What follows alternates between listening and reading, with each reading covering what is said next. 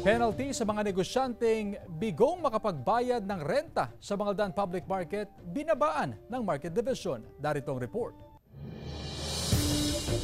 Responsibilidad umano ng negosyanteng si Buds na magbayad ng buwanang renta sa Mangaldan Public Market. Pero aminado siya na mas maganda sana ang kita kung mas mababang bayad sa renta. Yung ikakaltas na yon, pwede ko pang purchase o kaya mas magamit ko pa sa mas marami mga ibang pangangailangan ko pa po.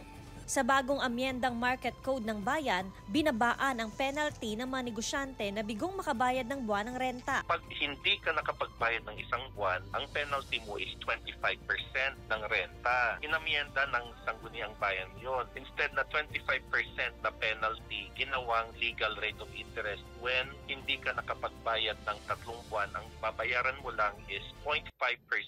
Sa kabila nito, tiniyak ng Sangguniang Bayan at Market Division na hindi ito sasamantalahin ng mga negosyante. Pag hindi ka naman nagbabayad ng renta mo, it would be in danger na kukunin ng munisipyo yung stall mo at ino-notify ka na hindi ka nagbabayad. Samantala, maigpit ang monitoring ng Market Division na 2 stalls lamang ang maaaring upahan ng kada negosyante at dapat magkatabi rin ang stalls. The reason behind kung yung original na stall owner, ibinebenta na yung pwesto niya.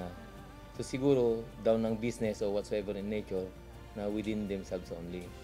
So nagpupunta sila rito, gumagawa ng waiver of rights, magbabayad sila ng 25,000 transfer of rights fee. Kasama si Henry Duminsil, Joan Punsoy, One North, Central Luzon.